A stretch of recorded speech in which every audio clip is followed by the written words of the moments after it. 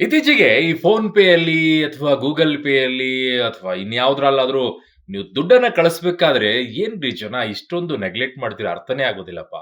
ಯಾವ್ಯಾವ್ದೋ ನಂಬರ್‌ಗೆ ಹಾಕಿ ಇಮಿಡಿಯೇಟ್ ಆಗಿ ಕಳಿಸ್ಬಿಡ್ತೀರಾ.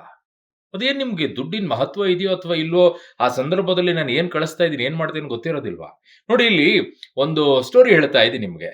ಬಸ್‌ನಲ್ಲಿ ಹೋಗ್ತಾ ಇದ್ದಂತ ಪ್ರಯಾಣ. ಟಿಕೆಟ್‌ಗೋಸ್ಕರ ಎಷ್ಟು ಕೊಡ್ಬೇಕಾಗಿತ್ತು? ₹6 ಕೊಡ್ಬೇಕಾಗಿತ್ತು. ₹60,000 ಕೊಟ್ಟಿದ್ದಾನ್ರಿ ಅವನು. ಅಯ್ಯಯ್ಯಯ್ಯೋ! 6 ಏನು, ಅದ್ರ ಮುಂದೆ ಹಾಕುವಂತ 0 ಏನು ಅಷ್ಟು ಇರೋದಿಲ್ವಾ ತಲೆ?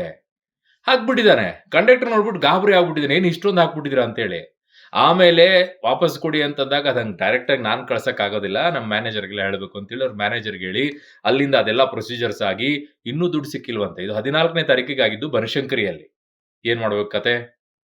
ಇನ್ನೂ ದುಡ್ಡು ಬಂದಿಲ್ಲ ಅಂತಿದ್ದಾರೆ. ಪರಿಸ್ಥಿತಿಗಳು.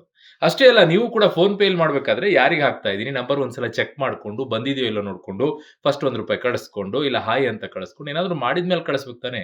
ಎಷ್ಟು ಜನ ಈ ತರ ಸಮಸ್ಯೆಯನ್ನು ಎದುರಿಸ್ತಾ ಇದ್ದೀರಾ? ₹6ಗೆ ₹60,000 ಕಳಿಸಿರುವಂತ ಸ್ಟೋರಿ ಇದು. ಬೆಂಗಳೂರಿನಲ್ಲಿ ಬನಶಂಕರಿಯಲ್ಲಿ ಕಂಡಕ್ಟರ್‌ಗೆ. ಇದು ಕತೆ. ಧನ್ಯವಾದಗಳು.